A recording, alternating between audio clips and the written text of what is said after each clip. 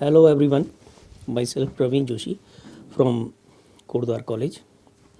I am assistant professor in department of history. आज हम पूरा पाषाण काल के बारे में या स्टोन एज के बारे में बात करेंगे। भारत में पूरा पाषाण काल क्या था, कैसे था, उस पर जाने से पूर्व मैं भारत में मानव संस्कृति के इतिहास पर थोड़ा सा प्रकाश डालना चाहूँगा। भारत में मानव संस्कृति को हम जनरली 3 भागों में विभाजित करते हैं: प्रागैतिहासिक काल, आद्यऐतिहासिक काल और ऐतिहासिक काल।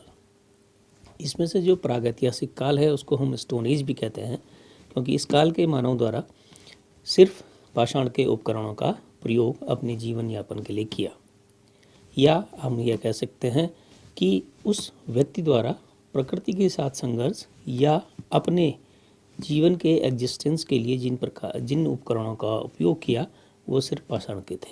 पाषाण उपकरणों की अधिकता के कारण इस युग को पाषाण युग कहा जाता है। इस प्रागैतिहासिक युग को, जिसका कि हम अगर टाइम पीरियड देखें तो प्रारंभ से लेकर जब से मानव एग्जिस्टेंस में आया, यानी कि जब वो 4 पाँव से लेकर 2 पाँव पर आया, से लेकर ईसा पूर्व 2500 तक के काल को हम इस प्रागैतिहासिक युग में रखते हैं। एक बहुत लंबा टाइम पीरियड है, इसलिए इसको 3 भागों में विभाजित किया जाता है: पूरा पाषाण काल, मध्य पाषाण काल और नव पाषाण काल। जो पूरा पाषाण काल, मध्य पाषाण काल और नव पाषाण काल की स्थिति है, ये क्रमिक विकास है उस तत्कालीन मानव के तकनीक का।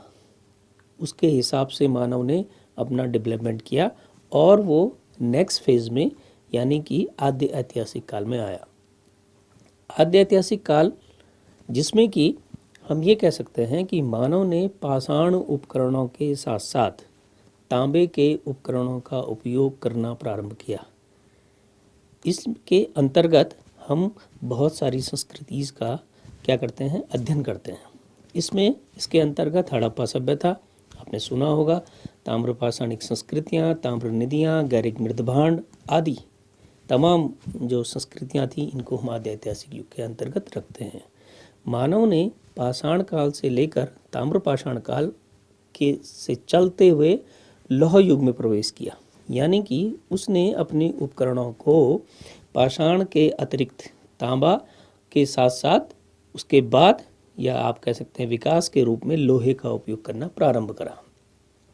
लौह काल में हम चित्रित धूसर मृदभांड संस्कृति, महापाषाणीय शवागार संस्कृति और उत्तरी काली ओपदार मृदभांड संस्कृति का अध्ययन करते हैं, जिसको कि हम NBP भी कहते हैं। इसके बाद भारत में वैदिक और उत्तर वैदिक युग का काल आता है, जिसमें कि हम देखते हैं कि 4 वेदों की रचना हुई। उसके बाद बहुत सारे उपवेद बने और अन्य स्मृतियाँ और अन्य ग्रंथ का हम अध्ययन करते हैं। इसके बाद भारतीय मानव का जो है का पदार्पण ऐतिहासिक युग में होता है, जिसको कि 6ठी शताब्दी ईसा पूर्व से लेकर आज तक का युग हम ऐतिहासिक युग में के अंतर्गत लेते हैं। इस ऐतिहासिक युग को पुनः 3 भागों में बांटते हैं: प्राचीन भारत का इतिहास, मध्यकालीन भारत का इतिहास या आधुनिक भारत का इतिहास। 3: प्राचीन भारत, मध्यकालीन भारत और आधुनिक भारत। इनके लिए भी टाइम पीरियड अलग अलग। भारत में ऐतिहासिक युग हम कह सकते हैं जब हमें रिटन एविडेंस प्राप्त होने शुरू होते हैं, लगभग 600 ईसा पूर्व से या ईसा पूर्व 600 से हमें ऐतिहासिक डॉक्यूमेंट्स प्राप्त होना शुरू होते हैं लिखित रूप में। तो इसलिए हम ऐतिहासिक युग की शुरुआत जनरली जो है 6th सेंचुरी BC से मानते हैं। अब हम बात करेंगे भारत में पाषाण युग की, यानी कि प्रागैतिहासिक संस्कृतियों की। भारत में प्रागैतिहासिक संस्कृतियाँ जो थी उनको 3 भागों में बांटा जाता है। जैसे कि मैंने पूर्व में आपसे कहा कि ये काल बड़ा लंबा चौड़ा था, इसलिए इसमें पूरा पाषाण काल, मध्य पाषाण काल और नव पाषाण काल को सम्मिलित किया जाता है। इसको हम जनरली पूरा पाषाण युग या कल्चर या संस्कृति भी कह सकते हैं, मध्य पाषाण युग या संस्कृति भी कह सकते हैं। इसी तरीके से नव पाषाण युगीन संस्कृति या काल भी कह सकते हैं। जो स्टोन एज है, इन तीनों को मिलाकर बनता है, यानी कि पुरापाषाण काल से लेकर नवपाषाण काल तक का जो पीरियड है वो पुरापाषाण संस्कृति के अंतर्गत आता है, या आप ये कह सकते हैं कि प्रागैतिहासिक युगीन संस्कृति है, या हम ये कह सकते हैं कि ये पूरी तरीके से स्टोन एज है। अब हम बात करेंगे पुरापाषाण काल की। इसका टाइम पीरियड लगभग ईसा पूर्व 50,000 से पहले से लेकर ईसा पूर्व 10,000 तक का कार्यकाल इसका माना जाता है ब्रॉडली। ये कैसे होता है इस पर मैं आगे चर्चा करूंगा। इसमें मध्य पाषाण युग को हम ईसा पूर्व 10,000 से लेकर 4,000 का समय देते हैं, और नव पाषाण युग का समय हम 4,000 ईसा पूर्व से लेकर 1500 ईसा पूर्व के आसपास का रखते हैं। इसमें से जो पुरापाषाण युग है वो समय की दृष्टि से बहुत बड़ा है। इस युग में मानव का उद्भव हुआ, यानी कि वो 4 पैर से निकलकर 2 पैर में आया। वहाँ उसने अपने एग्जिस्टेंस के लिए संघर्ष प्रारंभ करा प्रकृति के साथ साथ। प्रकृति में प्राप्त रिसोर्सेज के माध्यम से उसने अपनी जीवन यापन प्रारंभ करा। वो शिकार और फल कंदमूल ग्रहण कर कर जो अपना जीवन कर रहा था। तो हम ये कह सकते हैं कि इसके लिए उसने बहुत सारी चीज़ें करी। उसके लिए उसके उपकरण की आवश्यकता हुई, तो उसके पास सबसे प्रथम उपकरण पाषाण के रूप में था। तो उस संस्कृति और तकनीकी विकास का इसको प्रारंभिक चरण हम मान सकते हैं, जिसमें इसका जीवन जो था मानव का पूर्णतः जो है वो कंदमूल फलों पर या फिर शिकार पर आधारित था। जैसा कि मैं पूर्व में कह चुका कि इसमें पाषाण उपकरणों की अधिकता के कारण इस युग को हम पाषाण काल कहते हैं। अब जो पुरापाषाण काल है समय की दृष्टि से ये बहुत बड़ा काल है। हमने कहा कि ईसा पूर्व 50,000 से पहले से लेकर जब मानव का एग्जिस्टेंस प्रारंभ हुआ से लेकर हम इसको ईसा पूर्व 10,000 तक ले जाते हैं। इसलिए इसमें हम इसको पुनः जो है 3 भागों में विभाजित करते हैं। निम्न पुरापाषाण कालीन संस्कृति या निम्न पुरापाषाण कालीन युग, जिसका कि टाइम पीरियड ईसा पूर्व 50,000 से पहले से माना जाता है, यानी कि जब से मानव एग्जिस्टेंस में आया। इसके बाद जो नेक्स्ट टॉपिक है, जो नेक्स्ट काल है, वो है मध्य पुरापाषाण काल या मध्य पुरापाषाण कालीन संस्कृति। इसमें ईसा पूर्व 50,000 से लेकर ईसा पूर्व 30,000 तक के काल को जो मध्य पुरापाषाण काल के अंतर्गत रखा जाता है। पुरापाषाण कालीन जो सबसे विकसित काल था उसको उच्च पुरापाषाण काल के अंतर्गत रखा जाता है। इसका टाइम पीरियड ईसा पूर्व 30,000 से लेकर ईसा पूर्व 10,000 के आसपास है। तो जो पुरापाषाण काल है इसको जनरली हम 3 भागों में डिवाइड करते हैं, निम्न पुरापाषाण काल, मध्य पुरापाषाण काल और उच्च पुरापाषाण काल। अब हम इनमें से सबसे पहला काल लेते हैं निम्न पुरापाषाण काल या निम्न पुरापाषाण कालीन संस्कृति। मानव के उद्भव एवं उसके तकनीकी विकास से संबंधित प्रथम काल को निम्न पुरापाषाण काल कहते हैं। मानव का जब एग्जिस्टेंस हुआ, उस एग्जिस्टेंस के साथ उसका प्रकृति के साथ संघर्ष प्रारंभ हुआ। संघर्ष इन द सेंस कि उसको अपने एग्जिस्टेंस के लिए प्रकृति में प्राप्त रिसोर्सेस को ग्रहण करना था। इसलिए उसने क्या करा, प्रकृति के साथ सामंजस्य बनाना प्रारंभ करा या प्रकृति में उपस्थित जीव जंतु पेड़ पौधों आदि से उसने अपना भोजन ग्रहण करना प्रारंभ करा। दरअसल में किसी भी व्यक्ति, किसी भी पेड़ पौधे, जीव जंतु के एग्जिस्टेंस के लिए जलवायु एक बहुत बड़ा फैक्टर है। हम जियोलॉजी में, भूगर्भ शास्त्र में या भूगर्भ विज्ञान में ये बात करते हैं कि विभिन्न कालों का किस समय किस प्रकार की जलवायु थी, इसका अध्ययन जो है भूगर्भ विज्ञान में किया जाता है। तो जब भारत में नव पुरापाषाण काल एग्जिस्टेंस में था, तब यहाँ जो है निम्न प्रतिनूतनकालीन जलवायु का अंतिम चरण और मध्य प्रतिनूतनकालीन जलवायु प्रारंभ हो चुकी थी। ये जलवायु समय के साथ साथ परिवर्तन होती थी। जलवायु के साथ साथ मनुष्य को और उस पर वहाँ रहने वाले जीव जंतुओं को अपने एग्जिस्टेंस करना पड़ता था। ये इसलिए मानव जो है उस हिसाब से जो है अपने को क्या करता था, मॉडिफाई करता था। यहाँ जैसा कि मैंने पहले कहा कि मानव जो था वो भोजन, उसका शिकार और कंदमूल फलों के ग्रहण पर हंटर और फूड गैदर वो था, यानी कि वो शिकार करता था और फूड गैदरिंग करता था, इससे वो अपना पेट भरता था। उस समय मानव जो था वो आजकल के सामान्य मानव से काफ़ी बड़ा होता था साइज़ में। तो जब वो बड़ा था तो नेचुरली यह उस समय के जानवर भी बड़े थे। उस समय जब मानव प्रारंभिक स्टेज में था तो वो जंगली के समान था।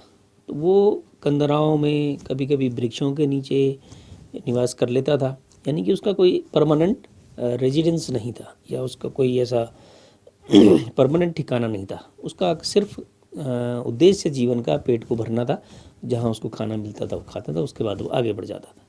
लेकिन जब विशालकाय शरीर था तो उसके लिए कंदमूल फलों से ही कुछ काम नहीं चलता था, इसके लिए उसको शिकार की आवश्यकता थी। तो वो बड़े बड़े जानवर उसके आसपास थे, उनका शिकार करने की परंपरा उसने प्रारंभ करी। कोई जानवर मर गया तो उसका उसने मांस खाना प्रारंभ करा। इस तरीके से उसको कुछ लगा कि संभवतः ये कोई चीज़ है जिससे मेरी जो भूख है वो मिट जाएगी। तो उसने इस तरीके से जानवरों के साथ उसका एक कह सकते हैं कि संघर्ष प्रारंभ हुआ है। क्यों? अपने एग्जिस्टेंस के लिए, क्योंकि उसको मांस चाहिए था। तो मांस आएगा कहाँ से? मांस आएगा कि जब वो क्या करेगा, उनको शिकार करेगा, उनका शिकार करेगा। अब शिकार करने के लिए उसको उपकरण चाहिए, क्योंकि वो खुद ही जंगली है, उसको किसी बात का ज्ञान नहीं है, तो उसके पास उपकरण कहाँ से आए? तो हम सोच सकते हैं, या हम अपना दिमाग ऐसा लगा सकते हैं, या हम ऐसा कह सकते हैं कि संभवतः ऐसा हुआ होगा कि क्योंकि प्रकृति में पत्थर जो है वो प्रारंभ से है, प्रकृति के प्रारंभ से ही जो है स्टोन है। उसने सर्वप्रथम क्या किया होगा कि पत्थर उठाकर उस पर मारा होगा। उस पर जब उसने पत्थर को मारा तो उसने क्या किया, देखा कि जो जानवर है उसको चोट लगी, लेकिन वो चला गया, उस पर बहुत ज़्यादा असर उसका नहीं हुआ। फिर उसने दूसरा बड़ा पत्थर फेंका, तो लगा उसको कि जानवर को चोट लगी। इस तरीके से स्टोन को एज ए टूल्स उसने यूज़ करना प्रारंभ करा। अब वो देखता है कि जब एक शिकार उसका एक मेन साधन रह जाता है कि किसी तरीके से उसको जो है उस जानवर को मारना है, तो उसके लिए उसके दिमाग जो है वो आगे आगे विकसित होता गया। क्योंकि जानवर बड़ा था, आदमी भी बड़ा था, पत्थर उसको उठा के उसको ऊपर मारना था। तो बड़ा पत्थर उठा के जब आप जानवर के पास जाकर मारोगे तभी जाकर उसको ज़ोर से हिट करेगा। लेकिन पास जाने के साथ साथ जानवर से मनुष्य को भी उतना ही खतरा है जितना कि जानवर को मनुष्य से था। तो धीरे धीरे करके क्या हुआ होगा, एक हम कल्पना कर सकते हैं, या हम ये कह सकते हैं कि जो उस पर टूल टाइपोलॉजी एंड टेक्नोलॉजी पर जो रिसर्च होती है उस पर बात है कि पत्थर अचानक जो है किसी दूसरे पत्थर पर गिरा होगा, तो उसका एक टुकड़ा निकल गया होगा। जिस पत्थर को फेंक रहा था, अगर वो गिर के किसी दूसरे पत्थर पर गिरा तो उससे एक टुकड़ा निकल गया। तो टुकड़े निकलने की वजह से जो पीस बड़ा सा है उसके साइड से जो है चारों तरफ नुकीला पोर्शन बन जाता है। आप कभी इसको प्रैक्टिकल करके देखिए कि जो पत्थर जब गोल है उसका कहीं से भी जो है सब जगह से मुलायम है, लेकिन कोई हिस्सा टूट जाता है तो उस हिस्से में उसको क्या हो जाता है, नुकीला हिस्सा बन जाता है। अब उसने क्या किया कि जो नुकीला हिस्सा बना था थोड़ा सा, उस पत्थर को उठा के जब मारा तो उसने देखा कि ये जानवर को ज़्यादा इफ़ेक्ट कर रहा है, ज़्यादा चोट पहुंचा रहा है। तो उसके दिमाग में एक बात आई कि ये जो चीज़ बन के आई है ये ज़्यादा इफ़ेक्टिव है बजाय कि सीधे के जो हम अब तक यूज़ कर रहे थे। तो इस तरीके से पाषाण उपकरणों के निर्माण की परंपरा तत्कालीन व्यक्ति द्वारा शुरू की गई। जो ऑस्ट्रेलोपिथेकस अफ्रीकैनस है, जो मानव था तत्कालीन समय में, वो हमारा सबसे निकटतम पूर्वज माना जाता है। सबसे हम ये कह सकते हैं कि मानव के रूप में जब हम एग्जिस्टेंस कर रहे थे उस समय ऑस्ट्रेलोपिथेकस अफ्रीकैनस जो था कि वो फर्स्ट टूल मेकर था। आप ये मान सकते हैं सीधे सीधे। इस प्रकार के उपकरण क्या थे उस पर मैं आगे आता हूँ। उस व्यक्ति ने कितने प्रकार के उपकरण और कैसे कैसे उपकरण बनाए और क्यों बनाए, यानी कि किस तरीके से बनाए, उस पर मैं आता हूँ। लेकिन उससे पहले मैं एक बात कहता हूँ आपसे कि इस काल के जो उपकरण थे वो कौन कौन से थे। इस काल के व्यक्ति द्वारा chopper, chopping, hand axe, cleaver, फलक, स्क्रैपर आदि जो है उपकरण बनाए। इन सभी उपकरणों को हम वन बाय वन फिगर के माध्यम से समझेंगे कि कौन किस प्रकार के ये थे। इन उपकरणों को बनाने के लिए उसने जो है बहुत सारी विधियां यूज़ करी। उसमें से सबसे पहली विधि जो उसने यूज़ करी वो थी स्थिर हथौड़ा पद्धति, जिस पर हम बात कर रहे थे कि एक पत्थर बड़ा सा नीचे ज़मीन पे है और उसने ऊपर से उठाकर दूसरा पत्थर उस पर मारा, यानी कि ये हथौड़ा जो है वो स्थिर है और ऊपर से जिस पत्थर से टूल्स बनाना है उसको फेंका जा रहा है, तो यानी कि स्थिर हथौड़ा पद्धति एक पद्धति ये है। दूसरी है चलायमान हथौड़ा पद्धति। चलायमान हथौड़ा पद्धति में क्या करा कि जिस चीज़ से जिस पत्थर से उसने उपकरण बनाना था उसको एक हाथ में लिया और दूसरे हाथ से उस पर हिट किया, उसमें जो है हथौड़ा जो है वो चलायमान है, तो इसलिए जो है उसको चलायमान हथौड़ा पद्धति कहते हैं। नेक्स्ट जो पद्धति आती है वो है द्विध्रुवीय पद्धति, यानी कि बाइपोल इसको कहते हैं। तो वो क्या है कि इसमें एक हथौड़ा जो था वो एक स्थिर है, एक उपकरण जिससे जो है आपने उपकरण बनाना है उस पत्थर को उसके ऊपर रख देते हैं और उसके ऊपर से दूसरा पत्थर मारते हैं। तो ऐसे में स्थिर हथौड़ा भी है, जिस पत्थर से आपने टूल्स बनाना है वो उसके ऊपर रखा हुआ है और उसके ऊपर से एक जो हिटिंग कर रहे हैं वो चलायमान हथौड़ा है। तो बोथ साइड से जब उस पर इम्प्रेशन पड़ता है पत्थर पर तो उसके दोनों साइड से जो है क्या होते हैं, टुकड़े निकलते हैं, तो उससे जो है हमें एक अच्छा उपकरण प्राप्त होता है। नेक्स्ट जो इसने किया, इन उपकरणों को जो ये फर्स्ट स्टेज के उपकरण निकल के आए, इनको उसने जो है समांतर फलकीकरण के द्वारा और परिष्कृत करने की परंपरा शुरू करी। समांतर फलकीकरण को मैं आपको एक बहुत सिंपल एग्जाम्पल के रूप में समझाना चाहूँगा। कभी हम ब्लेड से हम पेंसिल को जब शार्प करते हैं तो आपने देखा होगा जब उसको शार्प करते रहते हैं तो उससे कुछ छिलके निकलते हैं पेंसिल से, तो जो ये पीसेस निकलते हैं इन पीसेस को हम फलक कहते हैं और जो प्रोसेस हम यूज़ कर रहे हैं उसको हम फलकीकरण कहते हैं। तो एक फिगर के माध्यम से मैं आपको ये समझाना चाहूँगा कि किस तरीके से उसने टूल्स बनाया। जो हम बात कर रहे थे चलायमान हथौड़ा पद्धति, उसका एक फिगर यहाँ बगल में मैंने बनाया है। इसमें अगर आप देखेंगे तो उसने एक पत्थर अपने हाथ में लिया है, दूसरा उसके हाथ में दूसरे हाथ में है, तो उसने उस पर उसको हिट किया। हिट करने से क्या हुआ कि एक जो मेन पत्थर था उससे एक टुकड़ा निकल के आया। ये टुकड़ा जो है इसको हम फलक कहते हैं और जो उसके हाथ में बच जाता है बड़ा पीस उसको हम कोर कहते हैं, यानी कि कोर और फलक। कोर वो चीज़ है जो पेबुल में उपकरण के रूप में यूज़ हो रही है और जो टुकड़ा निकल के आ रहा है उसको हम फलक कहते हैं। तो कोर और फलक ये दो शब्द ऐसे हैं जो कि आगे बहुत यूज़ होंगे, इसलिए इसको समझना आप लोगों के लिए बड़ा आवश्यक है कि कोर वो चीज़ है जो पेबल है जिसको कि हम क्या कर रहे हैं, जिससे हम उपकरण बनाने की कोशिश कर रहे हैं, जिसको हम उपकरण के रूप में यूज़ करने की कोशिश कर रहे हैं, और वो जो टुकड़ा इससे निकल के बाहर आ रहा है उसको हम फलक कहते हैं। तो ये फलक है और ये जो इसका पोर्शन है वो कोर है। तो इस वजह से कोर और फलक दो चीज़ें हम इस चीज़ को अच्छी तरीके से समझ लें।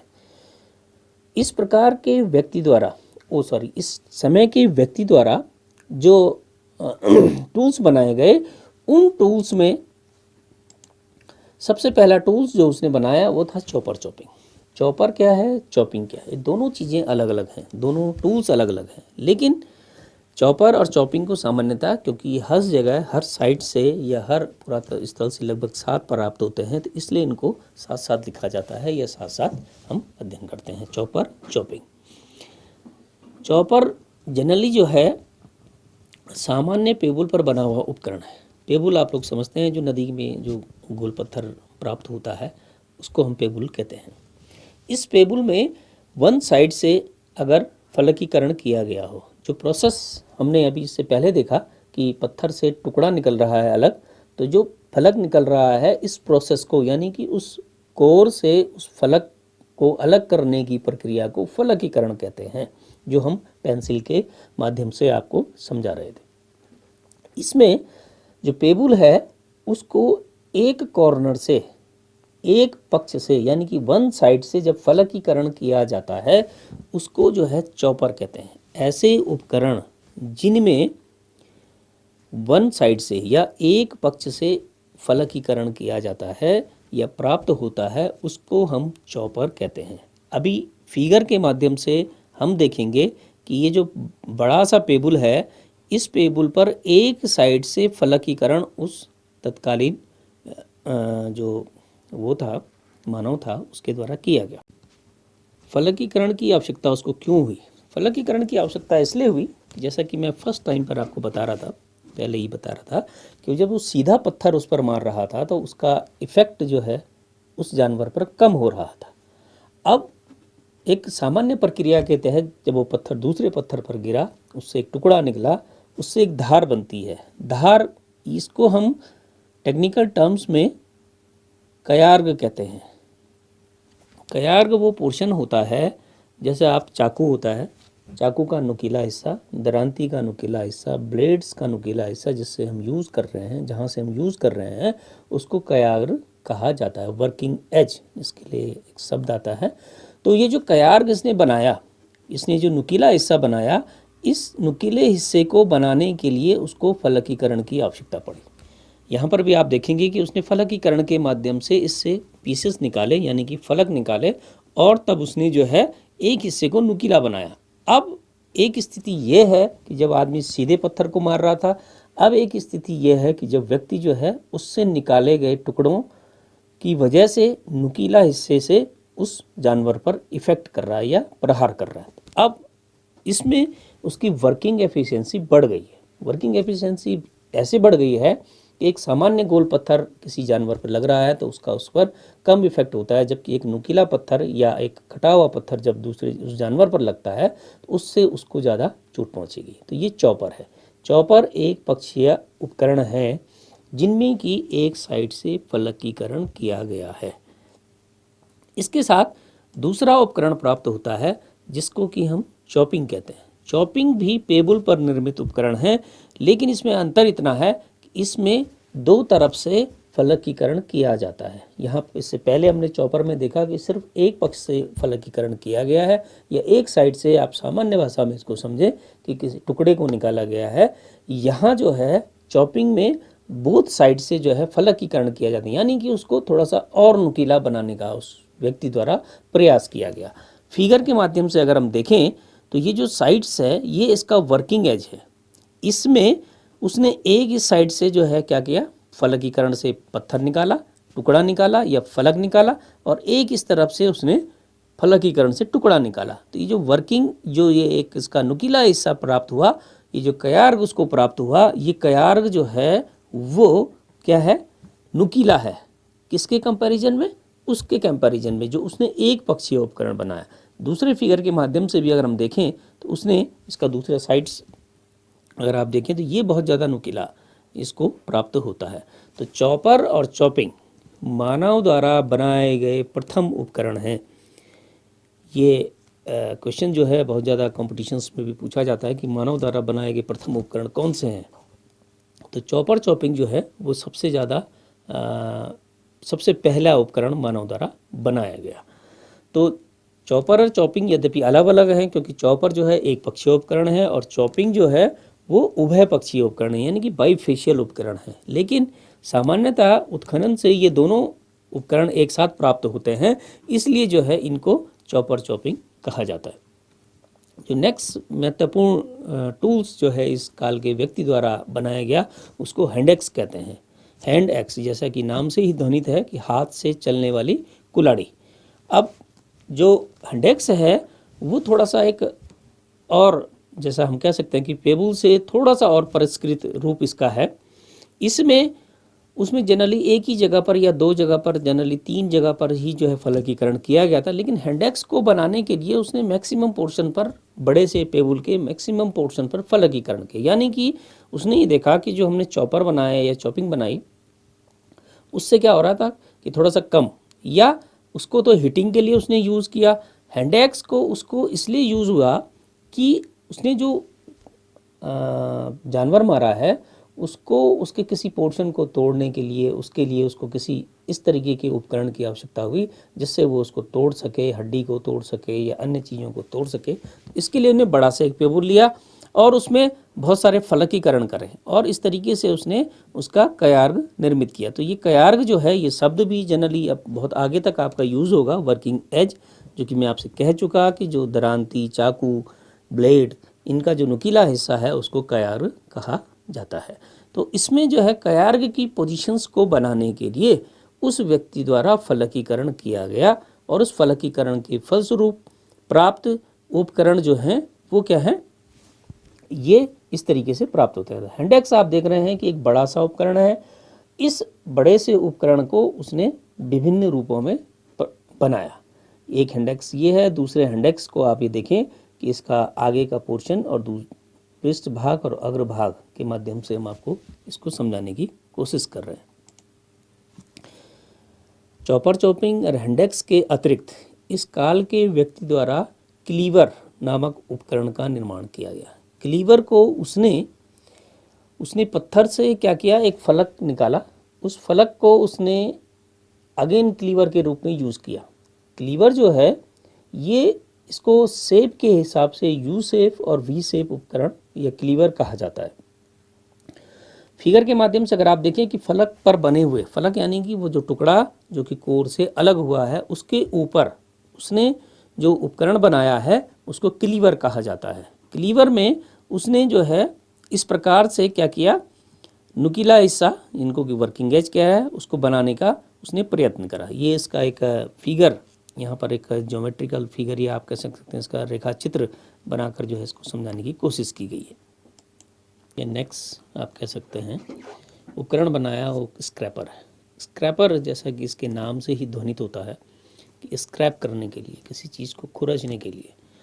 तो उसने जो जानवर मारा उससे मांस को हड्डी से अलग करने के लिए, या उसके आप कह सकते हैं कि उसने उसकी त्वचा से या चमड़ी से मांस को हटाने के लिए इस प्रकार के उपकरण की उसको आवश्यकता हुई, तो उसने स्क्रैपर नामक उपकरण बनाया। आवश्यकता आविष्कार की जननी होती है। ये जैसे जैसे उसको आवश्यकता पड़ती गई उस प्रकार के उपकरण वो निर्मित करता गया, यानी कि उसमें वो टेक्निक को यूज़ करता गया, क्योंकि समय के साथ साथ मानव का जो मस्तिष्क का था या दिमाग था, वो उसका भी उत्तरोत्तर विकास हो रहा था। उसके दिमाग में नए नए आइडियाज़ आ रहे थे, अपने जीवन यापन को लेकर वो और अत्यधिक सजग होने की कोशिश कर रहा था। इसी क्रम में उसने स्क्रैपर नामक उपकरण बना है। स्क्रैपर सामान्यतः जो है पेबल पर निर्मित एक उपकरण है, जिसको कि प्रारंभिक स्टेज पर उसने बनाया और एक गोल पत्थर उसने लिया और उसको चारों तरफ से उसने उसकी फलकीकरण किया। फलकीकरण करने के पश्चात वो गोल राउंड जो स्क्रैपर है उसका उसने निर्माण किया। तो पहला जो इसमें फिगर है वो एक राउंड स्क्रैपर आप इसको कह सकते हैं, गोल स्क्रैपर, जिसके कि चारों तरफ से कयार का निर्माण किया गया है, इसलिए उसको राउंड स्क्रैपर कहते हैं। स्क्रैपर्स उसने बहुत सारे बनाए, बहुत सारे का सेंस कहेंगे कि आकार के आधार पर हम इन स्क्रैपर्स को डिवाइड करते हैं, यानी कि जहाँ कयार की पोजीशंस है उसके हिसाब से हम स्क्रैपर्स का डिविजन्स करते हैं। तो पहला जो फिगर आपने देखा, इसमें क्योंकि कयार्ग जो है वो चारों तरफ है, वर्किंग एज जो है वो चारों तरफ है, इसलिए इसको हम क्या कहते हैं, स्क्रैपर कहते हैं, या गोल स्क्रैपर या राउंड स्क्रैपर से कहते हैं। दूसरा स्क्रैपर है एंड स्क्रैपर, जहाँ की एंड में आकर जो है उसने क्या किया, वर्किंग एज का निर्माण किया। एक साइड स्क्रैपर आपको नेक्स्ट फिगर में दिखता है, तीसरे स्क्रैपर, जहाँ की उसने साइड से उसको एक पत्थर को टुकड़ा करके उसका फलकीकरण किया। लास्ट में आपको जो एक फिगर दिख रहा है ये भी स्क्रैपर है, लेकिन ये फलक पर निर्मित उपकरण है, यानी कि फलक पर निर्मित स्क्रैपर है। इसमें आप देखेंगे कि ये साइड स्क्रैपर है, यहाँ से भी उसने एक पीस निकाला, इसका ये अग्रभाग है, तीसरा फिगर इसका पृष्ठ भाग है और बीच में इसकी टीएस है, यानी कि जो इसका वर्किंग एज है वो दिखाने का प्रयास इस फिगर के माध्यम से किया गया। तो स्क्रैपर उसने बनाए और इसका क्लासिफिकेशन जो है वर्किंग एज के हिसाब से, यानी कि जो कयार्ग है उसकी पोजीशंस के हिसाब से राउंड एंड साइड आदि के रूप में हम लोग करते हैं। भारत में निम्न पुरापाषाणकालीन संस्कृति विभिन्न भागों से प्राप्त हुई। इस काल के व्यक्ति द्वारा जो ये उपकरण बनाए, इन उपकरणों की प्राप्ति हमें भारत के विभिन्न भागों से होती है। उत्तर की अगर हम बात करें तो सोहन घाटी जो कि कश्मीर वाला इलाका है, वहाँ से प्राप्त होता है। हिमाचल प्रदेश से प्राप्त होता है। राजस्थान गुजरात से प्राप्त होता है। बेलन घाटी, मिर्ज़ापुर और इलाहाबाद ये यूपी की साइड्स हैं, जहाँ से कि निम्न पुरापाषाणकालीन संस्कृति के अवशेष प्राप्त होते हैं। मध्य प्रदेश में भीमबेटका और रायसेन दो महत्वपूर्ण स्थल हैं जहाँ से कि निम्न पुरापाषाणकालीन संस्कृति के अवशेष प्राप्त होते हैं। महाराष्ट्र में निवासा, उड़ीसा, नागार्जुनीकोंडा, मद्रास, कर्नाटक, बिहार, झारखंड आदि बहुत सारे प्रदेश ऐसे हैं जहाँ से कि निम्न पुरापाषाणकालीन संस्कृति के अवशेष प्राप्त हुए। अब हम संस्कृति के अवशेष की बात कर रहे हैं। जैसे कि मैंने स्टार्टिंग में आपसे कहा कि इन संस्कृतियों का या जो हम पाषाणकालीन युग पढ़ रहे हैं, इसमें हमें पुरा अवशेष के रूप में तत्कालीन मानव द्वारा बनाए गए उपकरण ही प्राप्त होते हैं, या तत्कालीन मानव के स्केलेटन्स प्राप्त होते हैं, कंकाल प्राप्त होते हैं, या उनके द्वारा कोई ऐसी गतिविधि की गई हो उसके अवशेष प्राप्त होते हैं। क्योंकि लिखित साक्ष्य हमारे पास हिस्टोरिकल टाइम से शुरू होता है, उससे पहले का जितना भी पोर्शन है, चाहे वो पूरा पाषाण काल है से लेकर नवपाषाण काल और नवपाषाण काल से लेकर पूरा आपका एनबीपी कल्चर तक, आद्य ऐतिहासिक काल तक हमारे पास कोई भी रिटर्न एविडेंस नहीं है। इसलिए हम उनके संबंध में जो चीज़ बातें करते हैं वो सिर्फ पुरा अवशेषों के आधार पर करते हैं। रही बात पुरा पाषाण युग की या पाषाण स्टोन एज की या पाषाण युग की, उसमें हम जितनी भी बात करते हैं वो हम तत्कालीन मानव द्वारा बनाए गए उपकरणों के आकार प्रकार, उनके द्वारा यूज़ किए गए रॉ मटेरियल्स, उनको बनाए जाने की तकनीक और उनको उपयोग किए जाने के तरीके के आधार पर हम एक काल को दूसरे काल से विभाजित कर रहे हैं। जो कि हमने स्टार्टिंग में आपसे कहा कि पुरापाषाण काल को हम 3 भागों में बांट रहे थे, जिसमें कि पुरापाषाण काल, मध्यपाषाण काल और नवपाषाण काल। फिर हम प्रागैतिहासिक संस्कृति को हमने 3 भागों में बांटा था। इनमें से हमने पुरापाषाण काल को पुनः जो है 3 सब डिवीजन्स में डिवाइड किया था, निम्न पुरापाषाण काल, मध्य पुरापाषाण काल और उच्च पुरापाषाण काल। तो ये जो डिविजन्स है, इस डिवीजन का आधार सिर्फ और सिर्फ पाषाण उपकरण है, वो उपकरण जो कि तत्कालीन समय के मानव द्वारा बनाए गए। इन उपकरणों में आपने विभिन्न प्रकार के उपकरण देखे। इन उपकरणों में को बनाने की टेक्निक्स क्या थी, इनके लिए कौन सा रॉ मटेरियल्स इनके द्वारा यूज़ किया गया, वो था। जैसा कि हम निम्न पुरापाषाणकालीन व्यक्ति के बारे में बात करेंगे तो इन्होंने चालसिडोनी, क्वार्ट्जाइट आदि जो है पत्थरों का यूज़ जो है अपने उपकरणों के निर्माण के लिए किया। विभिन्न प्रकार के पत्थर हैं, इसकी स्टडी हम भूगर्भ विज्ञान में करते हैं। अब बात आती है कि जो ये निम्न पुरापाषाणकालीन अवशेष हैं वो भारत के विभिन्न उत्तर से लेकर दक्षिण, पूरब से लेकर पश्चिम तक ही प्राप्त होते हैं। क्योंकि संभवतः हो सकता है कि समय के साथ साथ और एक्सकेवेशन हो और खुदाई हो और उत्खनन हो और हमें अन्य भागों से भी प्राप्त हो सकते हैं ये अवशेष। जैसे जैसे उत्खनन होता रहेगा वैसे वैसे जो है हमें नई डिस्कवरीज का पता लगता रहता है। तो जो ये निम्न पुरापाषाणकालीन संस्कृति थी, जैसा कि मैंने पहले भी कहा आपसे कि इसका समय हम निर्धारित करते हैं ईसा पूर्व 50,000 से पहले का मतलब है कि जहाँ से मानव के रूप में एग्जिस्टेंस में आया, से लेकर ईसा पूर्व 50,000 तक। अब ये तिथिक्रम जो हम निर्धारित कर रहे हैं वो कैसे कर रहे हैं, एक क्वेश्चन होता है। दरअसल में ये तिथिकरण जो है वो रेडियो कार्बन डेटिंग के हिसाब से, यानी कि जो हम कार्बन तिथिकरण करते हैं उसके जो प्राप्त पुरावशेष होते हैं उसमें C14 डेटिंग मेथड्स को यूज़ किया जाता है, उसके आधार पर इसका टाइम पीरियड निकाला जाता है। तो निम्न पुरापाषाणकालीन संस्कृति का समय भारत में ईसा पूर्व 50,000 से लेकर पहले तक का जो समय था उसको निर्धारित किया जाता है। पुरापाषाणकालीन संस्कृति के दूसरे युग में मानव जब सेकंड फेज में जाता है या आप ये कह सकते हैं कि जो दूसरा काल है पुरापाषाणकालीन संस्कृति का, उसको मध्य पुरापाषाणकालीन संस्कृति कहा जाता है, मिडिल पैलोलिथिक एज या middle palaeolithic culture. Middle palaeolithic culture या मध्य पुरापाषाण काल मानव के तकनीकी विकास का द्वितीय चरण है। द्वितीय चरण हम इसलिए कहेंगे क्योंकि हमने जो फर्स्ट फेज़ देखी उसमें मानव द्वारा इनिशियल रूप से जो है उपकरण बनाए। अब उसने इन उपकरणों का परिष्कृत रूप बनाना प्रारंभ किया। जैसा कि मैं पूर्व में कहा आपसे कि आवश्यकता आविष्कार की जननी है। जैसे जैसे उसको उपकरणों की आवश्यकता हुई, जिस प्रकार के उसको उपकरणों की आवश्यकता हुई, उसने उस प्रकार के उपकरण बनाने प्रारंभ करे। तो ऐसे में उसने नए उपकरणों का विकास या निर्माण प्रारंभ किया। तो हम ये कह सकते हैं कि उसके तकनीकी विकास का ये जो है सेकंड फेज था। ये जो मध्य पुरापाषाण काल है, ये स्तर विन्यास और उपकरणों के निर्माण के आधार पर निम्न पुरापाषाण काल से विकसित है। स्तर एक शब्द एक नया है। स्तर शब्द दरअसल में क्या है, भूगर्भ विज्ञान में ये स्टडी करते हैं कि एक सीधा सीधा फंडा है, जो चीज़ पहले आएगी, पहले दबेगी नीचे, उसके ऊपर फिर दूसरी चीज़ आएगी, फिर तीसरी चीज़ आएगी, फिर चौथी चीज़ आएगी। इस तरीके से जो है डेवलपमेंट होता रहता है, या पुरानी चीज़ दबती रहती है, उसके ऊपर नई नई चीज़ें आती रहती हैं। तो वो एक स्तर का फॉर्मेशन पृथ्वी के अंदर देखने को मिलता है। तो ऐसे में सीधा सीधा आप ये समझिए कि जो सबसे नीचे है वो सबसे पुराना है, और जो सबसे ऊपर है वो सबसे नया है। तो हमने कहा कि स्तर विन्यास और उपकरण के निर्माण या तकनीक के आधार पर ये काल, जो कि जिसको कि मध्य पुरापाषाण काल कह रहे हैं, ये दोनों ही रूप में निम्न पुरापाषाण काल से उच्च काल है।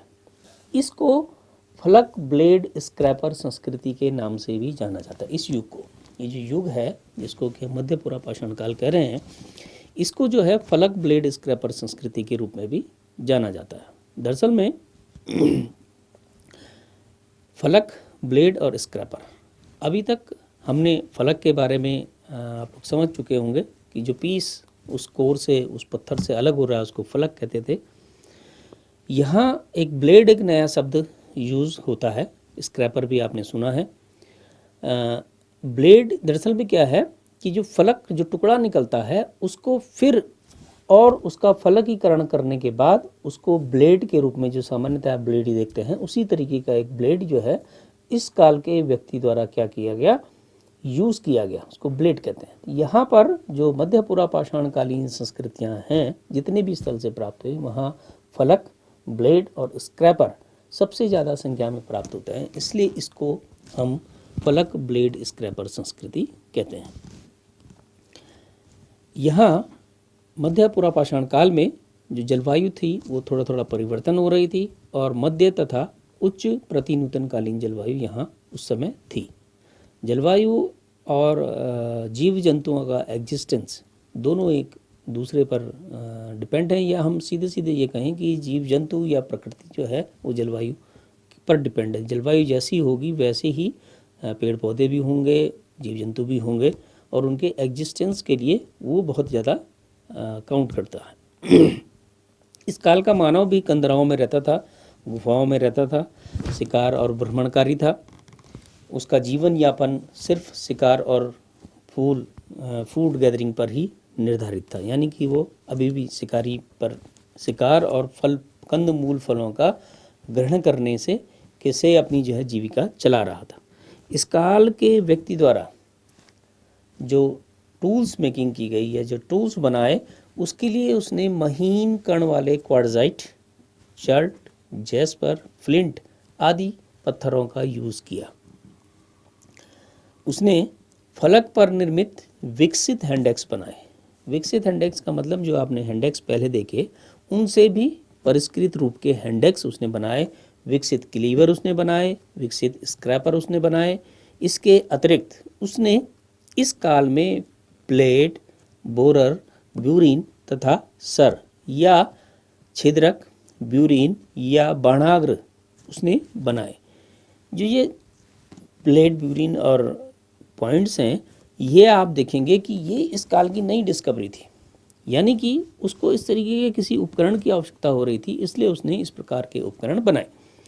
तो ये जो मानव था, इसने एक फिगर के माध्यम से मैं थोड़ा सा आपको समझाने की कोशिश करूँगा कि किस तरीके से वो जो है उपकरणों का निर्माण कर रहा था। एक रफ फिगर आपके सामने है, जिसमें कि फर्स्ट फिगर में आप ये देखेंगे कि एक पत्थर उसने लिया, इस पत्थर से उसने उपकरण का निर्माण करना है। इसके लिए उसने जो है दूसरे पत्थर से उसको जगह जगह से हिट किया, तो इससे जो है बहुत सारे टुकड़े निकले। ये जो टुकड़े हैं इनको फलक कहा जाता है, ठीक है। अब ये फलकीकरण जब हो गया, इसके बाद उसने उसको और शार्पनेस करने के लिए, जैसा आप पेंसिल छीलते हैं, पेंसिल को छीलते छीलते आप देखते हैं कि उसकी जो लिड होती है वो अभी भी मोटी रह गई है, उसको और बारीक करना है, तो आप क्या करेंगे, उसको और फिर उस पर और जो है एक्सरसाइज करेंगे। तो जो जो एक्सरसाइज है इसको पुनर्गठन कहते हैं। इस पुनर्गठन को करने के लिए उसने हड्डी या लकड़ी का सहारा लिया और उस पर जो है हीटिंग करनी प्रारंभ करी, तो इससे और छोटे छोटे छोटे छोटे पीसेस निकलने प्रारंभ हुए, और वो जो इसका वर्किंग एज है जिसको कि हम कयार कह रहे थे, वो और जो है नुकीला होता गया। उसको जब लगा कि इसमें और ज़्यादा इसको शार्पनेस किया जाए या और इसको और अच्छा किया जाए, तो उसने हड्डी का यूज़ करना प्रारंभ करा। हड्डी के सहायता से उसने उस उपकरण को और परिष्कृत करना प्रारंभ किया, या उसने एक किसी लंबी लकड़ी की सहायता से जो है इसको उपकरण को बनाने का, और इस प्रकार से उसके पास एक अच्छा खासा उपकरण तैयार होता है। तो ये एक सिंबॉलिक फिगर आपके सामने है। इस काल के व्यक्ति द्वारा एशुलियन हैंडेक्स बनाया गया, जो कि मैं आपसे कह रहा था कि विकसित अवस्था जो आपने पहले निम्न पुरापाषाण काल में देखा वो एबीविलियन हैंडेक्स था। यानी कि एबीविलियन और एशुलियन दो नाम जो कि फ्रांस की साइट्स हैं, फ्रांस के दो स्थलों के नाम हैं। यहाँ से प्रथम एबीविली और से जो है उस प्रकार का उपकरण प्राप्त हुआ, इसलिए उसको एबीविलियन हैंडेक्स कहा जाता है। इस प्रकार के उपकरण जो परिष्कृत रूप में प्राप्त हुए वो एशुलियन नामक स्थान से प्राप्त हुए, इसलिए इसको एशुलियन हैंडेक्स कहा जाता है। एशुलियन हैंडेक्स जैसा कि आप फिगर पे देख रहे हैं, ये पूर्ववर्ती जो उपकरण आपने देखा था हैंडेक्स, उसके सबसे ज़्यादा क्या है, परिष्कृत हैं, उससे भी ज़्यादा परिष्कृत हैं। अब हम बात करते हैं इसकी कि ये परिष्कृत उसने क्यों करे। जैसे कि मैंने आपसे कहा कि उसको किस किस चीज़ की आवश्यकता हो रही है, उस चीज़ के आधार पर उसने जो है अपने उपकरणों का निर्माण प्रारंभ किया। अब ये जो आप हैंडेक्स देख रहे हैं, एशुलियन हैंडेक्स, इसमें आप फिगर देखकर ही समझ सकते हैं कि किस प्रकार से उसने क्या किया, अपने उपकरणों का निर्माण किया, और इतनी फिनिशिंग उसने इन उपकरणों में दी। फिनिशिंग देने का सेंस ये था कि उस उपकरण की वर्किंग कैपेसिटी को या वर्किंग एफिशिएंसी को बढ़ाना। इसके लिए उसने जो फलकीकरण किया, उसके बाद उसने इसमें पुनर्गठन का काम किया, जो कि मैंने आपको पेंसिल के एग्जाम्पल के सहायता से समझाने की कोशिश की। अब ये जो हैंडेक्स हैं, इनको आप फिगर के माध्यम से देखें तो ये आप देखेंगे कि काफ़ी शार्प हैंडेक्स जो है, इस प्रकार के हैंडेक्स प्राप्त होते हैं जिनको कि उसने तत्कालीन समय में यूज़ किया होगा। एक बात मैं बहुत क्लियर यहाँ पर करूँ कि जो फिगर आप देख रहे हैं ये विभिन्न साइट से प्राप्त फिगर हैं। संभवतः ये कुछ फिगर्स जो हैं वो सारे के सारे फिगर जो है भारत से प्राप्त नहीं है। आपको उस एग्जाम्पल के तौर पर इस किस प्रकार के उपकरण होते हैं उसको समझाने के लिए इन फिगर्स को यहाँ सम्मिलित किया गया है। तो आप ये देखिए कि किस तरीके से वो नुकीला पोर्शन, इसको हम मिकोनियन हैंडेक्स कहते हैं। ये बादामाकार हैंडेक्स है, बर्छाकार हैंडेक्स है, ठीक है, आलमोड हैंडेक्स, इस तरीके से इनके आकार के आधार पर इन हैंडेक्स का नाम दिया गया। ये परिष्कृत हैं, दिखने में अच्छे हैं और इनकी वर्किंग एफिशिएंसी ज़्यादा है, इसलिए इनको विकसित हैंडेक्स या एशुलियन हैंडेक्स कहा जाता है। इसके विपरीत जो एबीविलियन हैंडेक्स था वो अपरिष्कृत था, साइज़ में बड़ा था, उसकी वर्किंग एफिशिएंसी कम थी, वर्किंग कैपेसिटी कम थी, है ना, वो भद्दा सा दिखता था। ये आपको परिष्कृत रूप में दिखते हैं।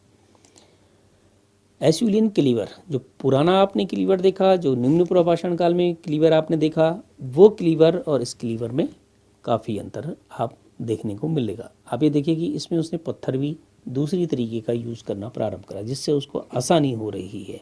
और आप यहाँ वर्किंग एज देखेंगे तो ये काफ़ी नुकीला इसने क्लीवर यूज़ किया। क्लीवर का यूज़ जनरली जो है किसी चीज़ को काटने के लिए, हैंडेक्स का यूज़ किसी चीज़ को तोड़ने के लिए, है ना। इस प्रकार से उसने इन उपकरणों को जैसे जैसे उसको यूज़ होता गया वैसे वैसे किया। स्क्रैपर, जैसे कि मैंने पूर्व में भी आपको बताया कि वर्किंग एज के पोजीशंस के हिसाब से उसने स्क्रैपर बनाए, यानी कि उसने जो है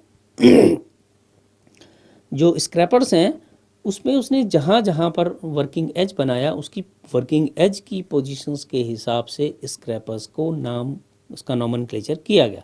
जो पहला फिगर है इसमें आप देखेंगे इसको हमने एंड स्क्रैपर कहा, यानी कि इसके एंड में आकर जो है उसने वर्किंग एज बनाया, इसका कयार्क बनाया। ये इसका पृष्ठभाग, ये इसका अग्रभाग और ये इसका टीएस सॉरी। ऐसे ही पार्श्व इंडेक्स यानी कि साइड स्क्रैपर, उसने साइड में जो है वर्किंग एज बनाया। ये इसका वर्किंग एज है और ये इसका साइड का पोर्शन आपको हमने दिखाने की कोशिश करी। वृत्ताकार इंडेक्स, ये चारों तरफ से जो है इसने शार्पनेस इसकी लाई।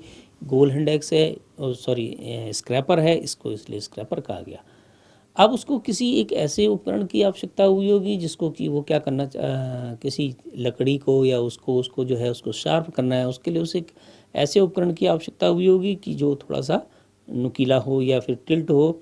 उसके लिए उसने क्या करा, एक खांचानुमा क्या किया, उपकरण का निर्माण किया। ये ऐसा है, इसमें उसने उसको खरोंचने के लिए इस प्रकार से एक उपकरण तैयार किया जिसको कि खांच स्क्रैपर कहते हैं।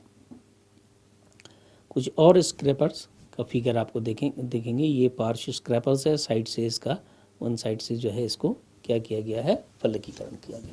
ये एंड स्क्रैपर्स हैं जिसके कि एंड में आकर वर्किंग एज का निर्माण किया गया है। ये वृत्ताकार स्क्रैपर्स है और इस प्रकार से उसने विभिन्न प्रकार के उपकरणों का निर्माण किया। यहाँ पर जो उसने पहला उपकरण, जो नेक्स्ट उपकरण, जो नया उपकरण बनाया वो था ब्लेड।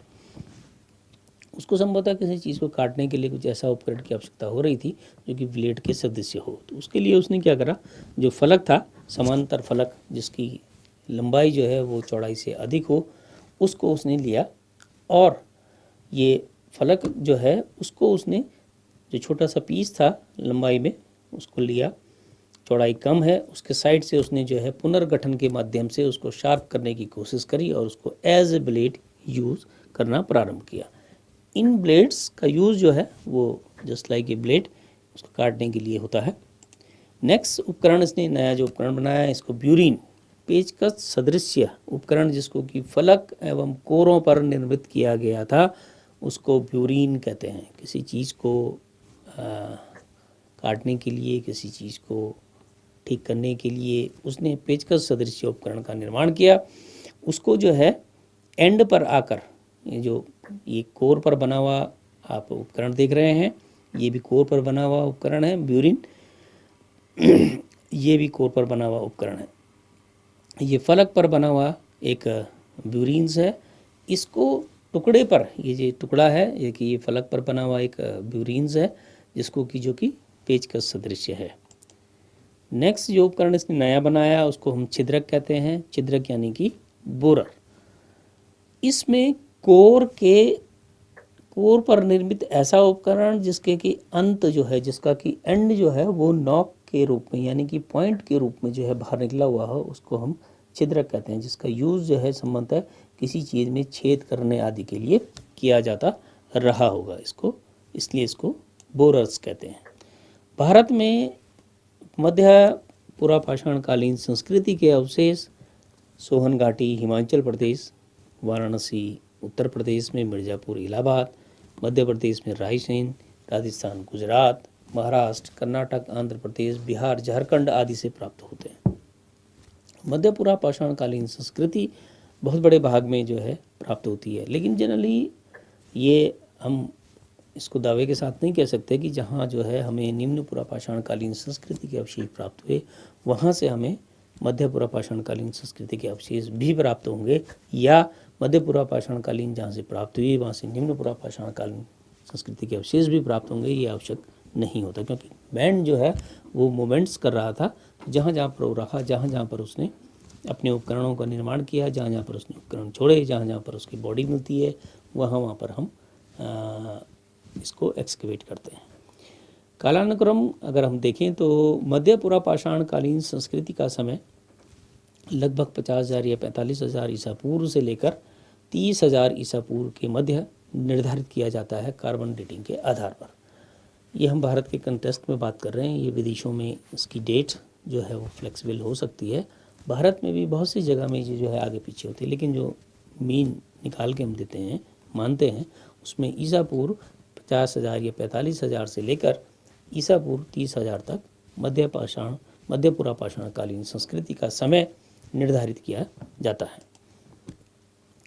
पुरा पाषाण काल का जो सबसे विकसित काल था उसको उच्च पुरा पाषाण काल कहते हैं, जिसमें कि मानव के शारीरिक सांस्कृतिक विकास के साथ साथ उसके उपकरण निर्माण की तकनीक तथा उसके अन्य रूप भी इस समय सामने आते हैं। यानी कि उसके उपकरण के निर्माण की टेक्निक्स में तो उसने डेवलपमेंट किया ही है, जैसे कि हमने निम्न पुरा पाषाण काल से लेकर मध्य पुरा पाषाण काल में देखा कि उपकरणों के निर्माण में या उपकरणों के शेप एंड साइज में या उनके बनाने की टेक्निक्स में या उनके आकार एवं प्रकार में जो है हम विविधता देख रहे हैं। ऐसा ही विविधता जो है उससे और परिष्कृत रूप उच्च पुरा पाषाण काल में देखने को मिलता है।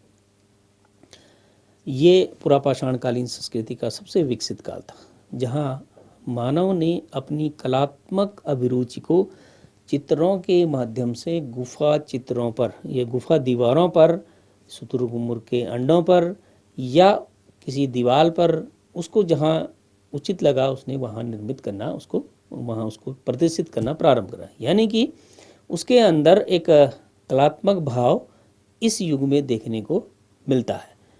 यहाँ जो उपकरण प्राप्त होते हैं उनमें ब्लेड प्रधान उपकरणों की अधिकता है, इसलिए इस संस्कृति को ब्लेड ब्यूरीन संस्कृति के नाम से भी जाना जाता है।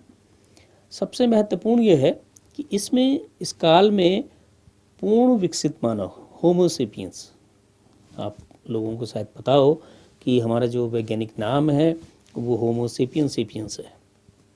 तो इस युग में उच्च पुरा पाषाण काल में होमो सेपियंस का पदार्पण होता है, यानी कि मानव जो है इस पोजीशंस में आता है कि उसको होमो सेपियंस की कैटेगरी में रखा जाता है, जो कि सांस्कृतिक एवं कलात्मक रूप से भी परिपक्व था।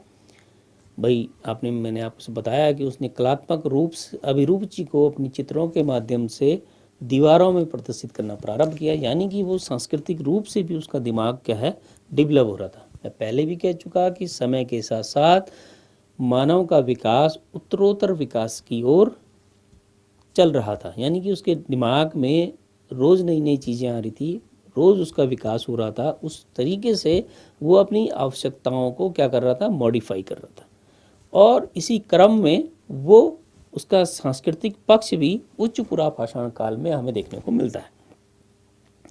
यहाँ उसने न केवल चित्रों को दीवारों पर प्रदर्शित किया, बल्कि उसने हड्डी, सींग, हाथी दांत आदि के उपकरण बनाने भी प्रारंभ करे, और उपकरणों के साथ साथ उसने इनका उपयोग जो है वो आभूषणों के निर्माण के लिए भी किया। यानी कि आप कह सकते हैं कि मनुष्य में सांस्कृतिक इनपुट उच्च पुरा पाषाण काल से देखने को मिलने लगता है। यहाँ जलवायु जो है वो उच्च पुरा पाषाणकालीन संस्कृति का अंतिम चरण अथवा नूतन काल का प्रारंभिक चरण हम इसको मान सकते हैं। नूतनकालीन जलवायु जो कि हम आजकल की जलवायु है, होलोसिन पीरियड में हम लोग रह रहे हैं, तो ऐसा ही सामान्य जलवायु जहाँ हम 4 तरीके की ऋतुओं का अनुभव करते हैं, ऐसा ही लगभग जलवायु जो है वो उच्च पुरा पाषाण काल के अंतिम फेज में हो गई थी, जिसने कि मानव के एग्जिस्टेंस के लिए एक अनुकूल वातावरण क्या किया, बनाया। ऐसे में हम ये कह सकते हैं कि जो मानव था उसने अपना सांस्कृतिक इनपुट या कलात्मक इनपुट उन चित्रों, उन अभिव्यक्तियों के माध्यम से प्रारंभ किया। यहाँ उपकरण इस व्यक्ति द्वारा कौन कौन से बनाए गए, उसके लिए उसने जैस्पर, अगेट, चाल्सिडोनी, क्वार्ट्जाइट या क्वार्ट्ज आदि पत्थरों का यूज़ किया। मैंने पहले भी कहा कि इस काल में उपकरण जो थे वो ब्लेड ब्यूरीन संस्कृति, इसको हमने कहा कि ब्लेड प्रधान उपकरण थे, इसलिए सारे उपकरण, मैक्सिमम उपकरण ब्लेडों पर निर्मित किए गए थे। यानी कि उसने पहले कोर से उसने फलक से उसने ब्लेड, और अब ब्लेड से उसने आगे के उपकरणों का निर्माण प्रारंभ किया। तो आप ये देख सकते हैं कि उसने जो एक छोटी सी चीज़ जिसको उसने सबसे पहले जो है उपकरण के रूप में यूज़ किया था, एक सामान्य पत्थर को, फिर उसके बाद उसने उसका एक टुकड़ा निकाला था जिसको कि आपने फलक कहा। उस फलक पे उसने यूज़ किया, उस फलक से फिर उसने उपकरण बनाए यानी कि जिसको कि ब्लेड कहा। अब इस डेवलप स्टेज में उसने उस ब्लेड से भी आगे के उपकरणों का निर्माण प्रारंभ करा। तो अब आप ये सोच सकते हैं कि जो इसकी जो क्रमबद्ध स्टेजेस हैं उसमें उसने कितना डेवलपमेंट किया और किस तरीके से वो अपने उपकरणों का निर्माण करता रहा था। उसने विभिन्न प्रकार की ब्लेडों का, ब्यूरिन्स का के अतिरिक्त स्क्रैपर, बेधक, चांद्रिक और हम इसको कह सकते हैं कि उसने ज्योमेट्रिकल और नॉन ज्योमेट्रिकल टूल्स यानी कि उसके आकार प्रकार के आधार पर हम ज्यामितीय और अज्यामितीय उपकरणों का निर्माण भी इसने किया। साथ ही साथ उसने विभिन्न प्रकार के एरोहेड्स, बाणाग्र जिन्हें हम सर या पॉइंट कहा था, उसका भी निर्माण इसने प्रारंभ करा। हड्डी एवं सींग से इसने उपकरणों का निर्माण प्रारंभ किया। विभिन्न प्रकार के हड्डी एवं सींग के उपकरण इसने बनाए। इस काल में टेक्निक्स में उसने थोड़ा परिवर्तन करा। सामान्यतः फलकीकरण के साथ साथ उसने यहाँ जो है उपकरणों के निर्माण से पहले उसको जो पत्थर था उसको जो है एक नलिकाकार कोरों के रूप में परिवर्तित किया और उस नलिकाकार कोर से उसने फलक निकाले।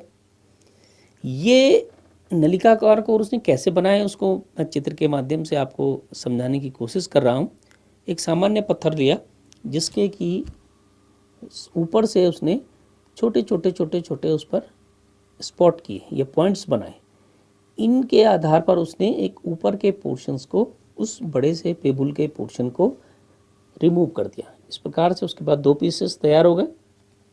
अब उसने ये जो पीस नीचे का जो आप देख रहे हैं इसको जो प्राप्त हुआ, इसके उसने चारों तरफ नेक्स्ट जो है उसने छोटे छोटे पॉइंट्स बनाने प्रारंभ करे। इसके लिए उसने किसी हड्डी या पेचकस सदृश्य उपकरण की क्या करी, सहायता ली और उस पर छोटे छोटे पॉइंट्स उसने चारों तरफ से इसमें निर्मित किए।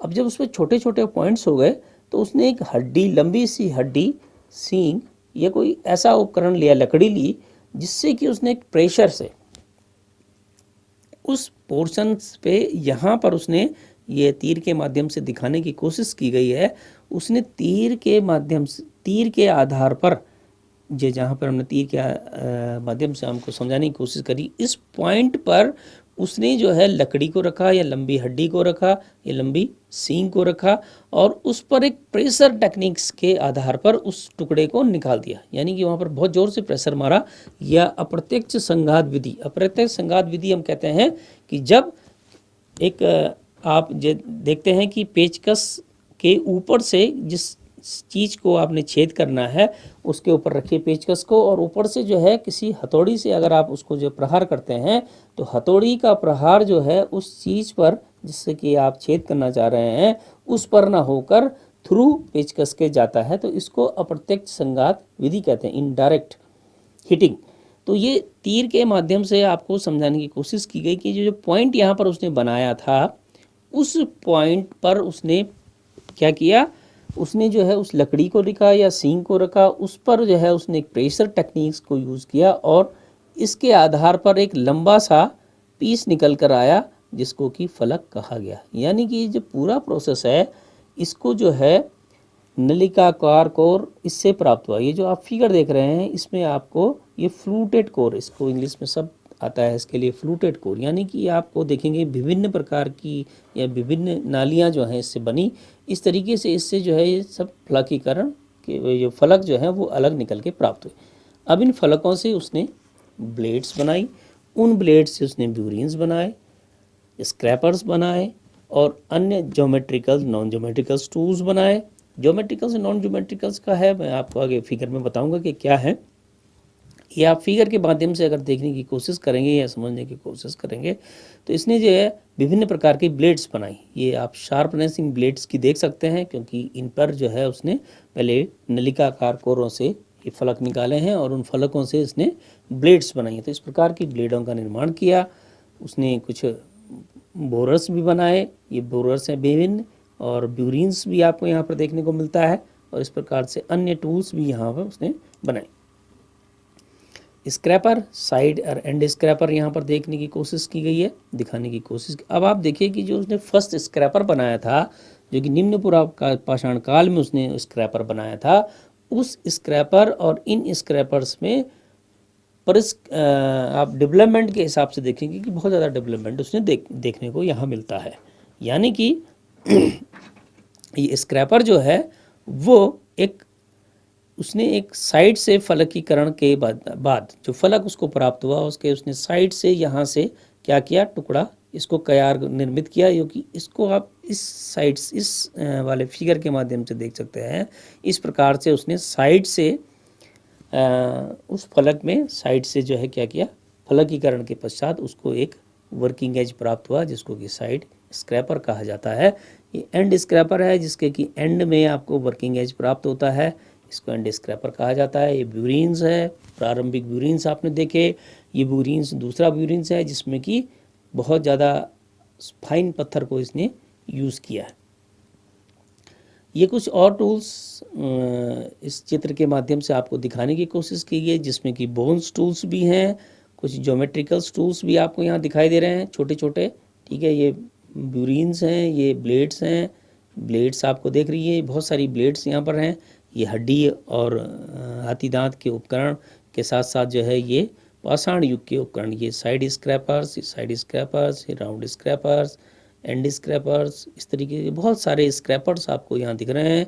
इसके साथ साथ ये लंबे लंबे जो मैं आपसे कह रहा था कि निपिट विधि के लिए जो है इसने यूज़ किए, उसके लिए आपको एक लंबी सी हड्डी चाहिए थी, ये लकड़ी चाहिए थी, उसके लिए उसने इस प्रकार के उपकरणों का निर्माण किया। यानी कि उस निपिट नलिकाकार कोर को निर्मित करने के लिए उसने इस प्रकार के नुकीले लंबे से हथियार को यूज़ किया। वो हड्डी का हो सकता था, वो लकड़ी का हो सकता था, हुआ था, या किसी भी प्रकार का हो सकता है। ये आपको यहाँ पर थोड़ा और क्लियर इस फिगर के माध्यम से दिखाने की कोशिश की गई है कि हड्डी के उपकरण है। इसमें पॉइंटेड एंड के हिसाब से या पॉइंटेड एंड इसका देख रहे हैं, इससे के माध्यम से उसने निपिट विधि को यूज़ करते हुए क्या किया, अपना फलकीकरण उसने प्रारंभ किया। ये यहाँ पर और आप दूसरी तरीके से देख सकते हैं, ये सींग पर बने हुए उपकरण हैं, कुछ इस प्रकार के उपकरण भी हैं। तो ये विभिन्न प्रकार के उपकरणों का आप चित्र के माध्यम से समझ सकते हैं कि उस काल के मानव द्वारा किस प्रकार से अपने उपकरणों का निर्माण किया। इस काल में जैसे कि मैंने आपसे पहले भी कहा कि सांस्कृतिक विकास हुआ। सांस्कृतिक विकास के क्रम में उस व्यक्ति द्वारा हड्डी, हाथी दांत, गुफाओं पर चित्रण, शैलाश्रयों पर चित्रण, शुतुरमुर्ग के अंड कवचों पर चित्रण उसने किया। ये चित्रण जो है रेखा चित्र रूप में था, यानी कि मानव पशु भी उसने बनाए तथा अन्य ज्यामितीय अलंकरण भी उसने बनाए। यानी कि ज्यामितीय अलंकरण, आड़ी तिरछी रेखाएं, सिग्मा, क्रॉस, बार, आप कुछ भी कह सकते हैं। तो जहाँ उसने गुणा भाग के चिन्ह, इस प्रकार के अलंकरण उसने बनाए, डॉट्स बनाए उसने, बिंदु समूह उसने बनाए, आड़ी तिरछी रेखाएं उसने बनाई। तो ये सब एक अलंकरण है जिसको कि हम ज्यामितीय अलंकरण कहते हैं। इन अलंकरणों के अतिरिक्त उसने रेखा चित्र के रूप में जीव जंतुओं, मानवों का भी चित्रण किया। इसके साथ साथ उसने शुतुरमुर्ग के अंडे की कवचों पर भी उसने विभिन्न प्रकार के चित्रण किए। अब ये तो चित्रण की बात थी, जो कि इसके साथ साथ उसने गुफा दीवारों पर या शैलाश्रयों पर या आप कह सकते कि रॉक शेल्टर्स पर भी अपनी कला को प्रदर्शित करने का प्रयास उस तत्कालीन मानव द्वारा किया गया। साथ ही साथ उसने अपनी कलात्मक अभिरुचि को, जैसा कि मैंने पूर्व में कहा, उसने हड्डी के, हाथी दांत के, कीमती पत्थरों के आभूषण बनाने प्रारंभ कर दिए थे। उपकरणों के साथ साथ आभूषण बनाने उसने प्रारंभ कर दिए थे। भारत में बेलन घाटी से, जो कि यूपी में है, वहाँ से हड्डी की मातृ देवी की मूर्ति प्राप्त होती है उच्च पुरापाषाण कालीन। इसी तरीके से एमपी में भीमबेटका जो गुफा है, वहाँ से नीले पत्थर के टुकड़े उस गुफा के अंदर से प्राप्त हुए, जिनका यूज़ जो है वहाँ उस गुफा में किए गए चित्रों के लिए किया गया था। इस काल में मानव ने न केवल कला को अपने विभिन्न रूपों द्वारा अभिव्यक्त किया, बल्कि अपने खाने के लिए जो उसने खाना इकट्ठा किया था, चाहे वो कंदमूल फल थे या उसका मांस वगैरह जो भी था, उसको स्टोरेज करने के लिए उसने हस्त निर्मित मृद भांडों का निर्माण प्रारंभ किया। मृद भांड यानी कि पॉटरीज, मिट्टी को गूथा अच्छी तरीके से और उसको जो है मृद भांड के रूप में शेप देकर उसने एक बर्तन टाइप का अपने लिए बनाना प्रारंभ करा। वो हस्त निर्मित था स्टोरेज पर्पज़ के लिए। तो धीरे धीरे जिस जिस चीज़ की उसको आवश्यकता हो रही थी, जैसा उसको लग रहा था, उन चीज़ों के लिए उसने अपना उन चीज़ों का इजाद करना, उन चीज़ों का आविष्कार करना, उन चीज़ों को निर्मित करना उसने प्रारंभ किया।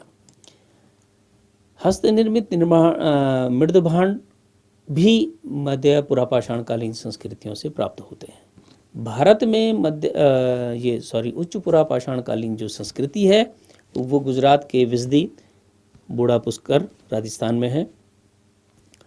आंध्र प्रदेश में रेनीगुंटा, बेमुला आदि जो साइट्स हैं, महाराष्ट्र में इमाम गांव, पटने आदि, इन साइट से भी जो है उच्च पुरापाषाण कालीन संस्कृति के अवशेष प्राप्त होते हैं। महाराष्ट्र में से प्राप्त होती है, कर्नाटक में गुलबर्गा जिला से बहुत बड़ी संख्या में जो है, या बहुत बड़े एरिया में आप कह सकते हैं कि उच्च पुरापाषाण कालीन संस्कृति के अवशेष प्राप्त हुए। दक्षिणी पठारी क्षेत्र मध्य प्रदेश में जोगदहा एक जगह है, वहाँ से भी उच्च पुरापाषाण कालीन संस्कृति के अवशेष प्राप्त हुए। रेडियो कार्बन तिथिकरण के आधार पर भारत में उच्च पुरापाषाण कालीन संस्कृति का समय ईसा पूर्व 30,000 से लेकर ईसा पूर्व 10,000 तक निर्धारित किया जा सकता है। यानी कि हम कह सकते हैं कि भारत में उच्च पुरापाषाण कालीन संस्कृति का समय ईसा पूर्व 30,000 से लेकर ईसा पूर्व 10,000 तक रहा।